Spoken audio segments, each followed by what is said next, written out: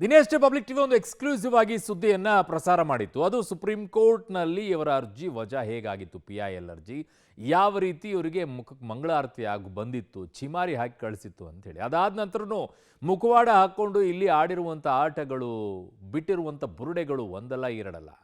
ಇದರ ಮಧ್ಯದಲ್ಲಿ ಇನ್ನೊಂದಿಷ್ಟು ಬೆಳವಣಿಗೆಗಳು ಕೂಡ ನಡೆದಿದೆ. ಏನು ಬೆಳವಣಿಗೆ? ಇವತ್ತು ಮತ್ತೊಂದು ಎಕ್ಸ್ಕ್ಲೂಸಿವ್ ಆಗಿರುವಂಥ ಸುದ್ದಿಯನ್ನು ನಿಮ್ಮ ಮುಂದೆ ಇಡ್ತಾ ಇದ್ದೀವಿ. ಏನದು ನೋಡಿ. ಬುರುಡೆ ಗ್ಯಾಂಗ್ ಷಡ್ಯಂತ್ರ, ಸರ್ಕಾರಕ್ಕೆ ಮುಜುಗರ. SIT ರಚಿಸಿ ಅಪಹಾಸ್ಯಕ್ಕೀಡಾದ ಸರ್ಕಾರದ ನಡೆ ಕುತೂಹಲ. SIT ತನಿಖೆಗೆ ಬೀಳುತ್ತಾ ಬ್ರೇಕ್. ಧರ್ಮಸ್ಥಳ ಕೇಸ್ನಲ್ಲಿ ಎಚ್ಚರ ತಪ್ಪಿ ಮಾಡಿಕೊಂಡ ಎಡವಟ್ಟಿನಿಂದ ಸರ್ಕಾರಕ್ಕೆ ದೊಡ್ಡ ಮುಜುಗರ ಆಗಿದೆ. ಸುಪ್ರೀಂ ಕೋರ್ಟ್ ವಿಚಾರವನ್ನು ಮುಚ್ಚಿಟ್ಟಿದ್ದ ಬುರುಡೆ ಗ್ಯಾಂಗ್ ಷಡ್ಯಂತ್ರಕ್ಕೆ ಸರ್ಕಾರವೇ ಬಲಿಯಾಗಿದ್ದು ಏನು ಮಾಡೋದು ಅಂತ ತಲೆ ಕೆಡಿಸಿಕೊಂಡು ಕೂತಿದೆ. ಸುಪ್ರೀಂ ಕೋರ್ಟ್ ಆದೇಶದ ಮಾಹಿತಿ ಇಲ್ಲದೆ SIT ರಚನೆ ಮಾಡಿದ್ದ ಸರ್ಕಾರದ ವಿರುದ್ಧವೇ ಈಗ ವಿಪಕ್ಷಗಳು ಷಡ್ಯಂತ್ರದ ಆರೋಪವನ್ನು ಮಾಡಿದೆ. ಹೀಗಾಗಿ ಸರ್ಕಾರ ವಿಷಯವನ್ನು ಗಂಭೀರವಾಗಿ ಪರಿಗಣಿಸಿದೆ. ಸುಪ್ರೀಂ ಕೋರ್ಟ್ನಲ್ಲಿ ಕೇಸ್ ವಜಾ ಆಗಿರೋ ಬಗ್ಗೆ ನಿನ್ನೆ ಕ್ಯಾಬಿನೆಟ್ನಲ್ಲೂ ಚರ್ಚೆ ಆಗಿದೆ.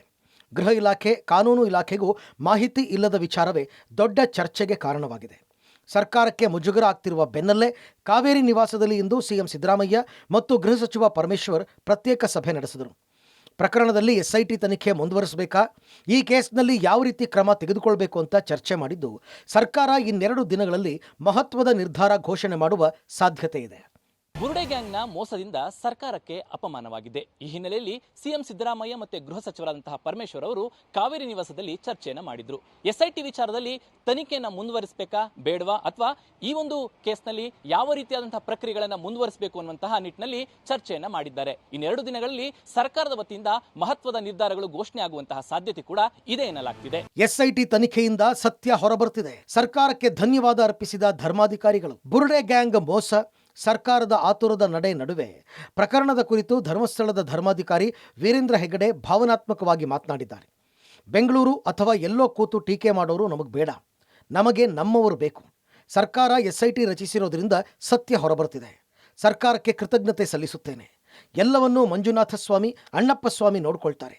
ನಾವು ಸತ್ಯದಿಂದ ಇದ್ದೇವೆ, ಹಾಗೆಯೇ ಮುಂದೆಯೂ ಇರ್ತೇವೆ ಅಂತ ಹೇಳಿದ್ದಾರೆ.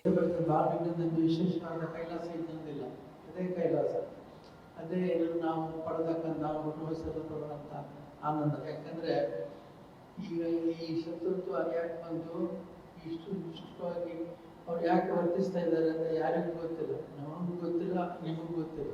ಯಾಕಂದರೆ ಎಷ್ಟು ಹಗೆತನ ಮಾಡುವಷ್ಟು ತಪ್ಪು ನಾವು ಯಾರು ಮಾಡಿಲ್ಲ.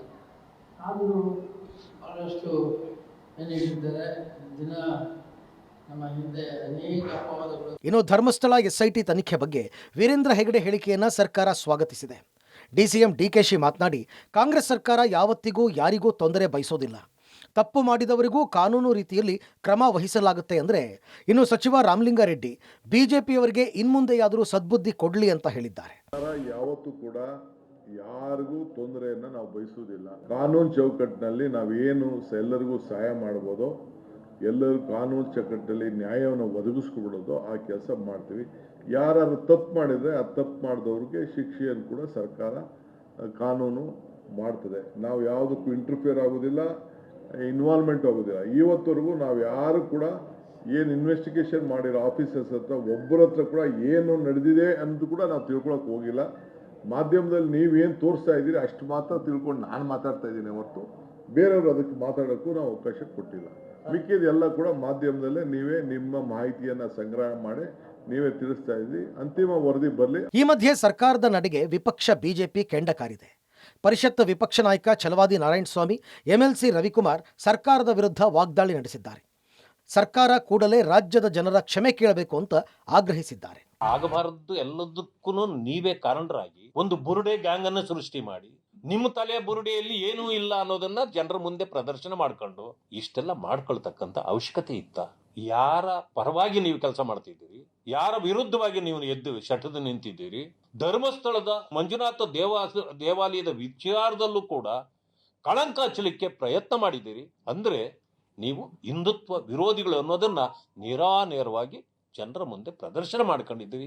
ಬುರುಡೆ ಗ್ಯಾಂಗ್ ಸಲ್ಲಿಸಿರ್ತಕ್ಕಂಥ ಅರ್ಜಿಯನ್ನ ಸಂಪೂರ್ಣವಾಗಿ ವಜಾಗೊಳಿಸ್ತಾ ಇದೆ.